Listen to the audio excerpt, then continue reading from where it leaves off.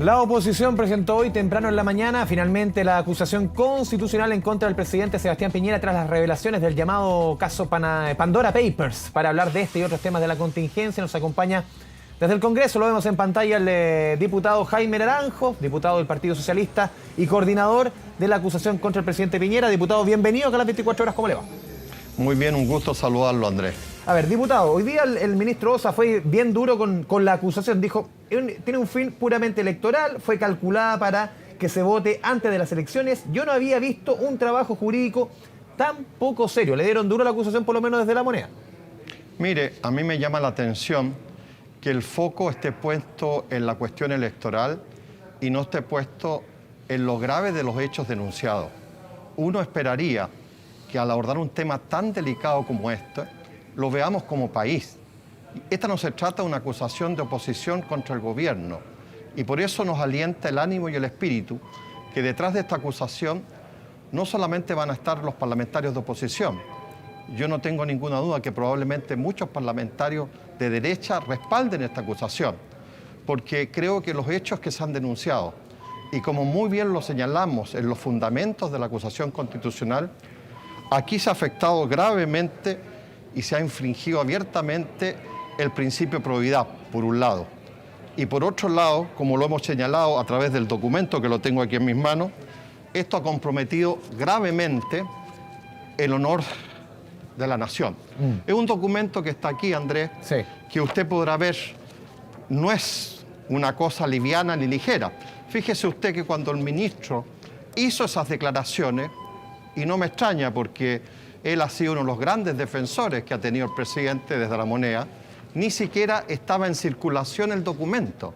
Es decir, ni siquiera lo habían leído los periodistas, porque recién había ingresado a la oficina de parte. Es decir, sin haber leído el texto, el ministro se mandó este numerito de decir que esto era una cuestión electoral, que no tenía fundamento. Yo le pediría, particularmente a quienes trabajan en La Moneda, que se den el tiempo de leer el documento. Yo lo he hecho en reiteradas ocasiones, y el documento es muy sólido, porque parte de un hecho que un periodista el fin de semana se acordó de recordar del prontuario de quien estamos acusando, porque esto no es un hecho aislado de su vida, es una reiteración de su conducta cuando fue senador, cuando fue presidente la primera vez y cuando fue presidente la segunda vez. Es decir, esto no es un hecho aislado, es una conducta reiterada.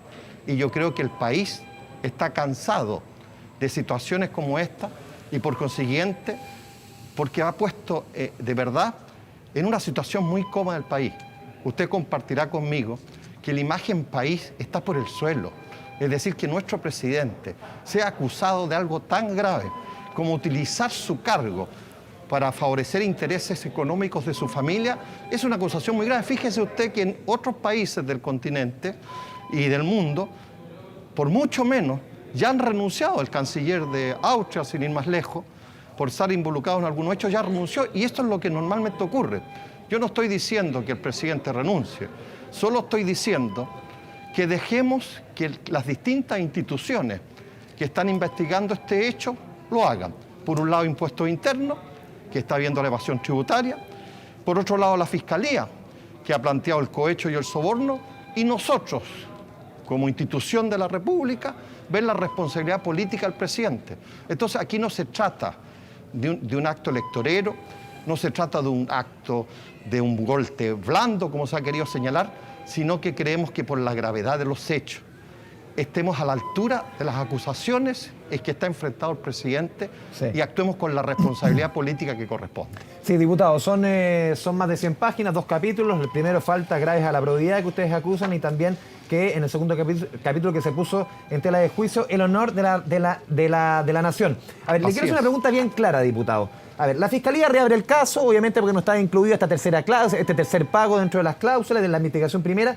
Pero le hago la pregunta desde el lado político, porque la información sí estaba. Sí había un reportaje de Bío Bío de agosto del 2017.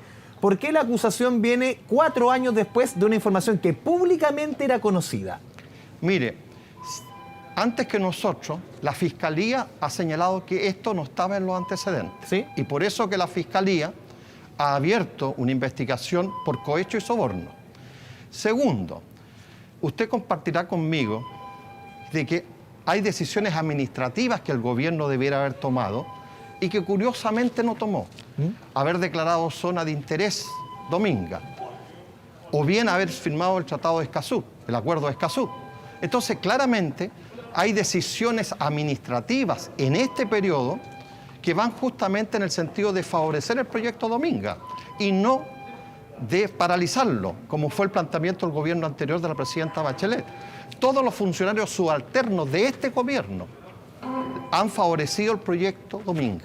Entonces, si el presidente realmente quiere dar una señal de que él no está involucrado en estos hechos, tiene medidas que puede tomar ahora y aquí. Primero, declarando zona de interés Dominga, donde se va a hacer el proyecto Dominga, lo puede hacer porque tiene la facultad junto a su ministro. Segundo, firmar el Tratado de Escazú. Y por otro lado, de hablarle al país con la verdad y decirle exactamente lo que ha ocurrido. Porque usted compartirá conmigo, conociendo la conducta del presidente, ¿usted cree que en una reunión familiar, en un almuerzo de domingo, no se habrá tocado el tema de Dominga un domingo? Yo creo que sí. Y lo habrán conversado, porque los padres y los hijos conversan de todo.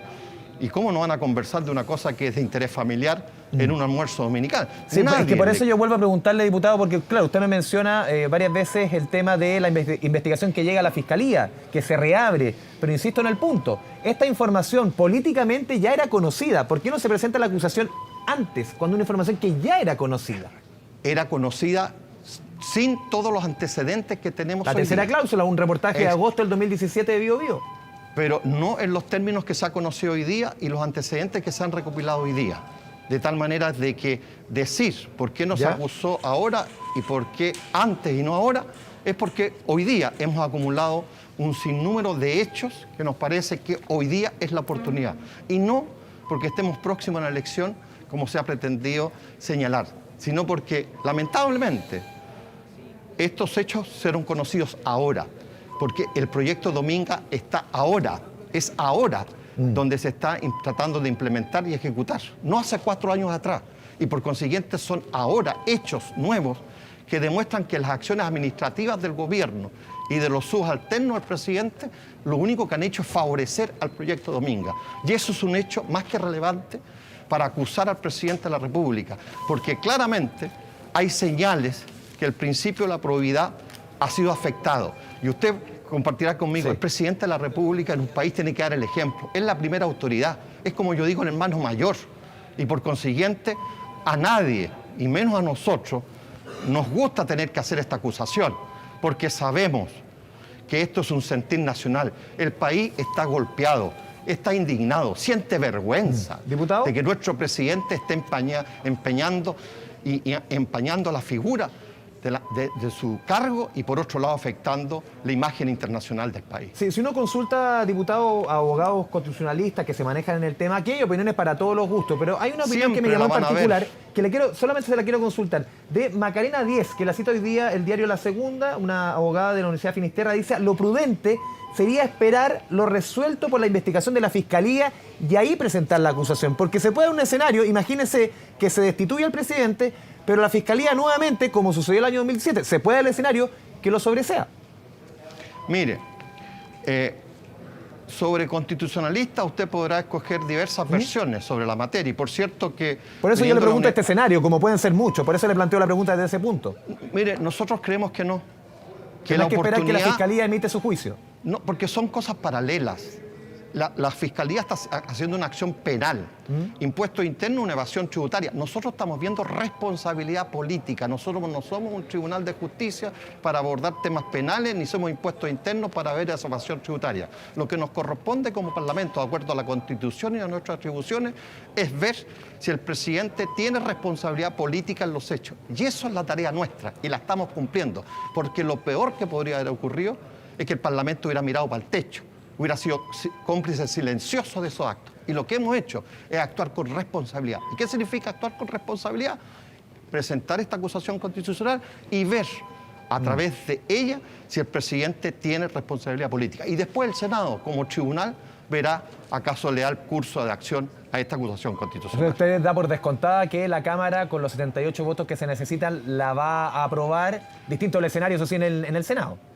Mire, por primera vez, y por eso me ocupo del papel de coordinador, hemos conseguido que todos los partidos políticos, aunque tengan un solo diputado, firmaran la acusación constitucional. Y nunca antes habíamos logrado esta coordinación y esta unidad. ¿Y usted cree que todos de van a la votar a oposición. favor, más allá que las dirigencias o las mesas apoyen? No tengo ninguna duda de que todos los parlamentarios de oposición, incluso aquellos que en otras ocasiones han votado en contra de la acusación primera contra el presidente Piñera, esta vez se sumen por la gravedad de los hechos y por la situación incómoda que nos ha puesto internamente el presidente y también externamente. Diputado Naranjo, le agradezco este espacio con este diálogo con Canal 24 Horas. Muchas gracias. No, gracias a usted, Andrés. Un gusto saludarlo. Buenas tardes. Buenas tardes.